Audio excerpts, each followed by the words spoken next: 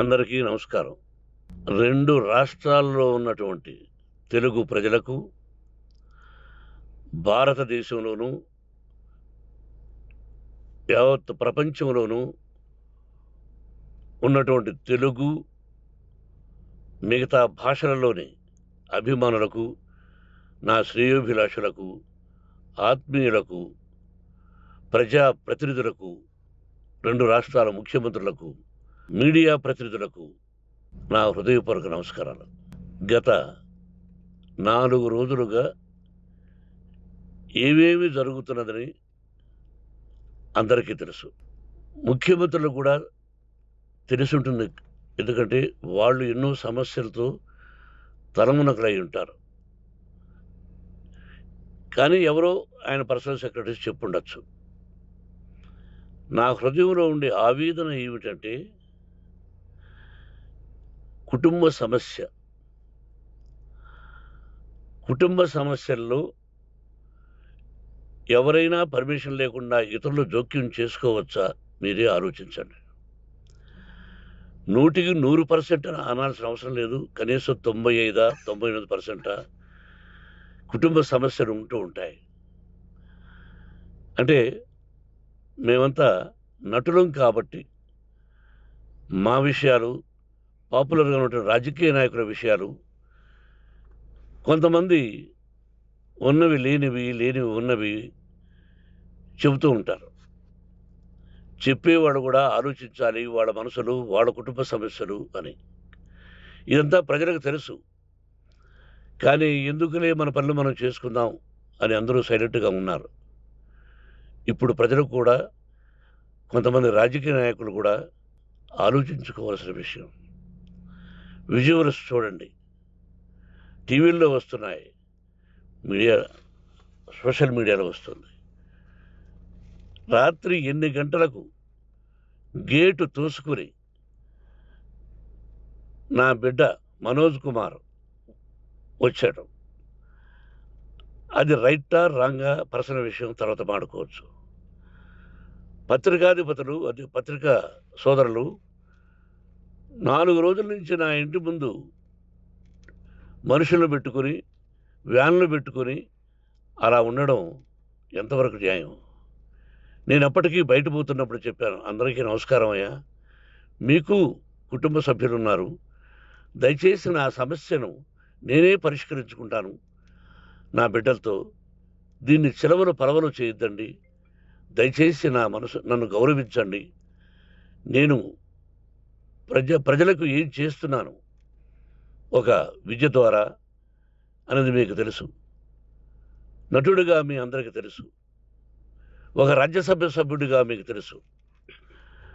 ఎంత క్లీన్ చిట్టుతో వచ్చానో రాజ్యసభ సభ్యుడిగా.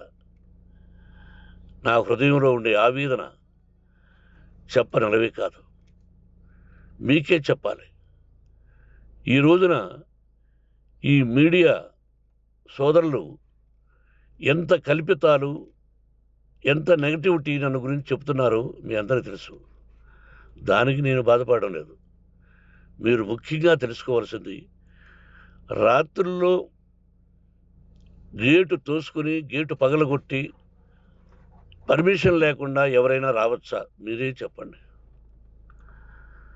వచ్చిన వాళ్ళు అందరూ మీడియా సోదరులా, లేకపోతే ఇంకెవరైనా నా మీద పగ, రాగద్వేషాలతో ఏదో ఒక ఛానల్ చేతిలో పెట్టుకుని అలా వచ్చి ఉంటారేమో సందేహం. కానీ వాళ్ళను కొట్టాలని, తిట్టాలని మనసా వాచ దైవ సాక్షిగా నేను అలా ఆలోచించేవాడిని కాదు. ఎందుకు? వాళ్ళు ఉద్యోగస్తులు, నేను కూడా ఉద్యోగస్తునే, అందరూ కూలివాళ్ళం. భగవంతుడు ఇస్తుంటాడు మనకు కూలి. ఎవరికి ఏమిటి అనేది ఆయన నిర్ణయిస్తాడు. ఇది మీ అందరికీ తెలుసు. వాళ్లకు నేను చెప్పినా వినకుండా ముందు నమస్కారం పెట్టాను. అయినా అతను నేను కొట్టామనే చెప్తున్నారు తప్ప, మైక్ తీసుకెళ్ళి నోట్లో పెట్టాము, నా కన్ను పోవలసింది. కన్ను పోయి ఉంటే అప్పుడు నేను కేసులు పెట్టాలి. నా కన్ను పోలేదు, కొంచెం తగిలింది కంటి కింద, నేనే ఎస్కేప్ అయ్యాను. లేకపోతే నా జీవితం గుడ్డిదయ్యేది. అతనికి తల కాదు చెంప మీద తగిలిందన్నారు. ఓకే. ఆ చీకట్లో ఎలా జరిగిందన్నది వాస్తవమే. మైకు లాక్కోవడం, వాడు నన్ను కేకలేయడం, ఆ దీనిలో ఘర్షణ జరిగింది. నేను కొట్టిన దెబ్బ అతనికి తగిలుండొచ్చు. తగిలిందన్నారు. దానికి హృదయపూర్వకంగా బాధపడుతున్నా. అతను నాకు తమ్ముడే. ఒక తల్లి బిడ్డలం కాకపోయినా I love them. I like them. అటువంటిది ఈ రోజుకి బాధపడుతున్నా నేను. అయ్యో! అతని భార్య ఎంత బాధపడుతుందో, అతని పిల్లలు ఎంత బాధపడుతున్నారో అని నేను ఆలోచిస్తున్నా. మరి నేనెంత ఆవేదనకు గురి హాస్పిటల్‌లో అయ్యానో, నటించింది సినిమాలో నటిస్తాను తప్ప, నిజ జీవితంలో నటించాల్సిన అవసరం లేదు. నాకున్నది ఒకటే ఒకటి ధైర్యం, సాహసం. నీతిగా, న్యాయంగా, ధర్మంగా బ్రతకాలన్నది నా ఆలోచన. ఎందుకు కొట్టాలి? గేటు బయటుండి నేనేమైనా అసభ్యకరంగా వాళ్ళని కొట్టుంటే డెఫినెట్‌గా నా మీద 50 కేసులు కాదు 100 కేసులు పెట్టి నన్ను అరెస్ట్ చేయొచ్చు. లేకపోతే నేనే పోలీస్ స్టేషన్‌కి పోయి, అయ్యా! ఆవేశంలో నా ఇంటి బయట ఉన్న వాళ్ళని కొట్టాను. నాది తప్పే అని పోలీస్ స్టేషన్‌కి ధైర్యంగా వెళతాను. కానీ ఇంటి లోపలికి వచ్చి నా ఏకాగ్రతను, నా మనశ్శాంతిని భగ్నం చేశాడు. ఆల్రెడీ నా బిడ్డ చేస్తున్నాడు. అయినా నీ కన్నబిడ్డ. ఎప్పటికీ నీ కన్నబిడ్డే. ఏదో ఒక రోజున న్యాయం జరుగుతుంది. మేము కూర్చొని మాట్లాడుకుంటాం. దీనికి మధ్యవర్తులు అక్కర్లే.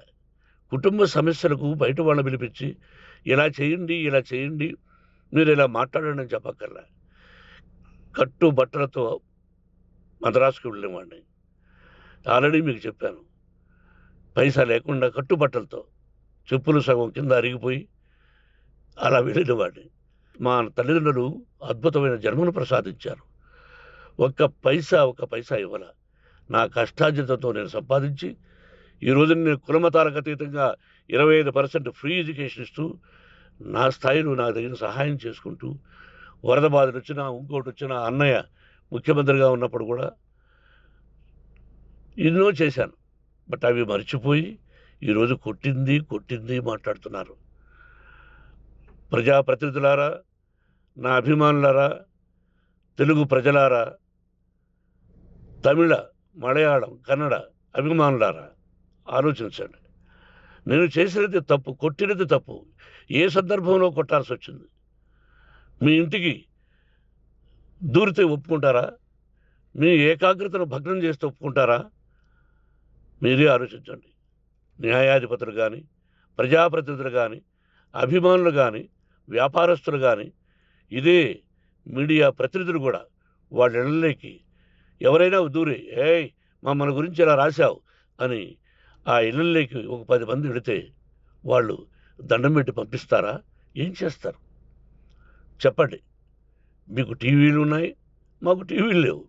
నేను కూడా రేపు టీవీ పెట్టచ్చు. అది కాదు గొప్ప. నా హృదయపూర్వకంగా చెప్తున్నా. అతని మనసును బాధ పెట్టిన, అతను గాయమైన దానికి చాలా చింతిస్తున్నాను. చింతించే లాభం ఏమిటండి అంటే మరి ఏం చేయాలి? మీరు చేసిందేంటి?